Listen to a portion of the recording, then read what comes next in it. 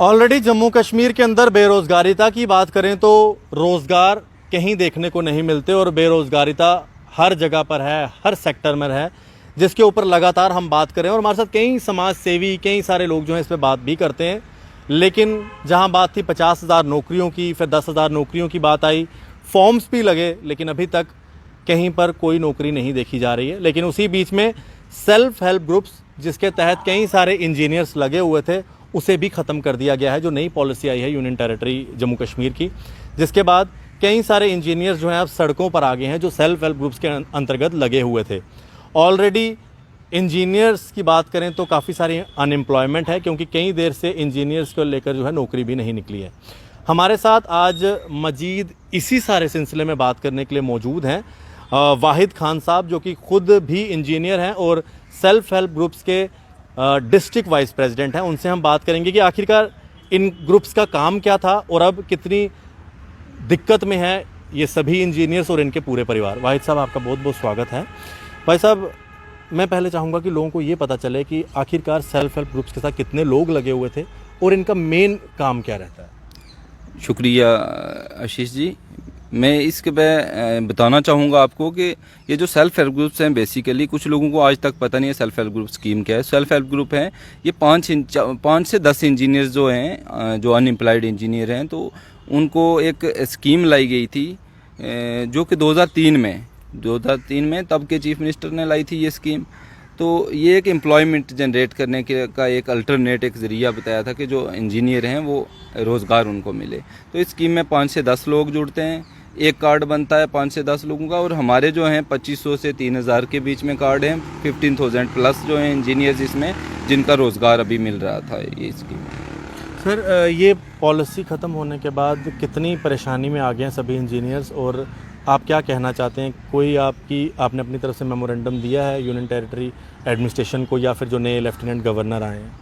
देखिए, हमने शुरू से पहले दिन से ये आवाज़, जब शाम को 6 बजे ये ऑर्डर आता है, तो हमने पहले दिन से ही आवाज़ उठानी शुरू की थी। आप भी सोशल नेटवर्किंग साइट्स पे कहीं भी है, पूरे डिस्ट्रिक्ट में सब डिवीज़न लेवल पे हमने मेमोरेंडम दिए हैं अपने अपने डीडीसी साहब को, और जो हमारे एम्प्लॉयमेंट के हैं उसके बाद डीवकॉम को भी दिए हैं। हमने अपनी आवाज़ मतलब उठाने की कोशिश की है। जहाँ एडमिनिस्ट्रेशन है, जो इस समय हमारी सुनवाई कहीं नहीं हो रही है, मुझे नहीं लगता कहीं हो रही है, और हमारे पीसफुल प्रोटेस्ट भी चल रहे हैं। वाहिद साहब, इंजीनियर्स के लिए आगे काफ़ी देर से जो है पीएससी ने नौकरियां नहीं निकाली हैं। हालांकि कॉलेजेस से हमारे बच्चे इंजीनियर्स बन के बाहर ज़रूर आ रहे हैं, तो एक जो संख्या है उनकी, जो लोगों की, वो बढ़ती जा रही है और एम्प्लॉयमेंट ऑलरेडी नहीं है।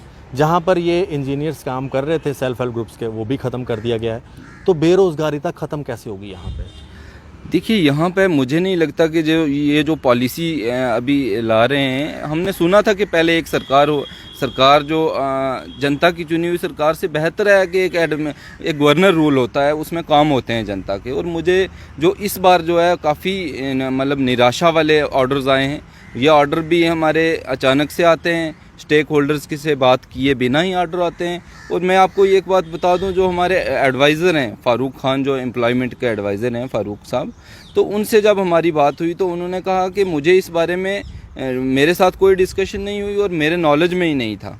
तो जहाँ तक बात करें, हमारे कमिश्नर सेक्रेटरी हैं एम्प्लॉयमेंट के सौरभ भगत जी, उनकी हमारे प्रेसिडेंट हैं, उनसे बात हुई तो उन्होंने कहा कि भाई, मैं तो रेडियो कश्मीर पे उस समय सेल्फ हेल्प ग्रुप्स की जानकारी दे रहा था। ये वाहिद एक ऐसी स्कीम थी जो हमारे पास अच्छी स्कीम चल रही थी कि कहीं ना कहीं हमारे एम्प्लॉयमेंट जनरेट हो रही थी।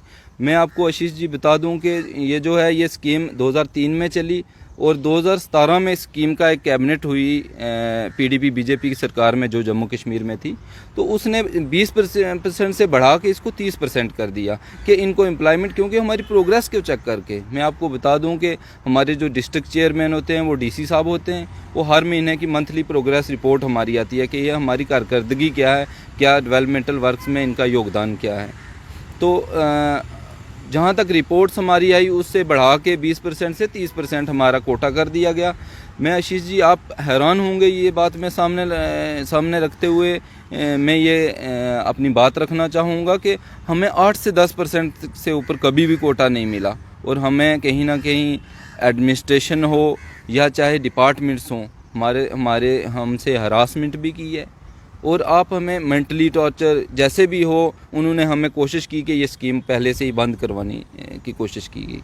सर जितने भी ये सेल्फ हेल्प ग्रुप्स में इंजीनियर्स लगे हुए थे, अब इनके परिवारों पर क्या गुजर रही है, क्योंकि आप इनके साथ सभी के साथ राब्ता रखे हुए हैं, इनके परिवारों पर क्या गुजर रही है और इन इंजीनियर्स में कितनी फ्रस्ट्रेशन लेवल आ गया है, क्योंकि लगे हुए काम पे लगे हुए इनको जो है हटा दिया गया है और नौकरियां ऑलरेडी नहीं है। देखिए अभी भी जो है हम शॉक्ड में हैं। बेसिकली गवर्नमेंट क्लियर भी नहीं कर रही है, जो गवर्नर एडमिनिस्ट्रेशन है वो क्लियर भी नहीं कर रही है कि ये ऑर्डर क्या है। बेसिकली ये ऑर्डर उनने, रिजर्वेशन अगर हमारी ख़त्म होती है तो इसका मतलब हम सेल्फ हेल्प ग्रुप ख़त्म हो गए हैं। जो एडमिनिस्ट्रेशन है वो बोल रही है कि आपको जनरल कॉन्ट्रैक्टर्स के साथ आपका कंपटीशन करवा रहे हैं। देखिए हम वैसा अफोर्ड नहीं कर सकते, क्योंकि जनरल कॉन्ट्रैक्टर्स जो हैं और हमारा वो मुकाबला नहीं है, क्योंकि हम जो हैं सेल्फ हेल्प ग्रुप्स के काम में भी आप अच्छे काम करते हैं as compare to general contractors. और हम एक पढ़े लिखे, हमें नॉलेज है, एक्सपीरियंस है, हमने जो मास्टर्स किए हैं इसमें, पीएचडी सिविल इंजीनियरिंग भी हैं यहाँ पे लड़के, तो हमारे काम में और उनके काम में फ़र्क है। और मैं समझता हूँ कहीं ना कहीं कॉन्स्पेरेसी है इसमें, इनको मिसगाइड किया गया, और इसमें कहीं ना कहीं मुझे अफसोस से कहना पड़ रहा है कि ब्यूरोक्रेसी इन्वॉल्व है इसमें। 370 के बाद आपको लगता है कि जहां पर और फ़ायदे होने चाहिए थे यूनियन टेरिटरी के, उन फ़ायदों को छोड़कर इस तरह के नुकसान लगातार जम्मू कश्मीर को सहने पड़ रहे हैं? सर मैं बड़े दुख की बात है कि हमने सुना था कि 370 हटने से यहाँ की डेवलपमेंट होगी, एम्प्लॉयमेंट जनरेट होगी, और बड़े बड़े मतलब दावे थे यहाँ पे। हम सोच रहे थे कि शायद जो पिछले काफ़ी टाइम से दबाया गया था वो शायद वो चीज़ ख़त्म होगी, लेकिन वो अब दुगनी रफ्तार से बढ़ गई है। अब आप जम्मू की बात करें, कश्मीर की बात करें, लद्दाख की बात करें, तो यहाँ पे एंटी यूथ पॉलिसीज़ ही लाई जा रही हैं। जो भी अगर किसी को कोई सेमी गवर्नमेंट में था, जो भी एम्प्लॉयमेंट थी, तो उनको डिसंगेज किया गया। ये काफ़ी जो है एक गलत साबित हो सकता है फैसला ब्यूरोक्रेसी का। बिल्कुल, बहुत बहुत शुक्रिया वाहिद साहब बात करने के लिए। वाहिद खान जी हमारे साथ बात कर रहे थे, जो कि सेल्फ हेल्प ग्रुप्स को जो है रिप्रेजेंट करते हैं, डिस्ट्रिक्ट वाइस प्रेसिडेंट है।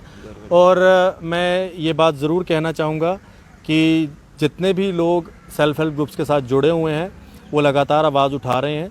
सरकार को चाहिए और नई एलजी गवर्नमेंट को चाहिए कि कम से कम थोड़ा सा ध्यान दिया जाए और इन बेरोज़गार इंजीनियर्स के लिए जो है कुछ सोचा जाए। आशीष कोहली, कैमरामैन अशोक चोत्रा जी के साथ जेके मीडिया के लिए, जय हिंद।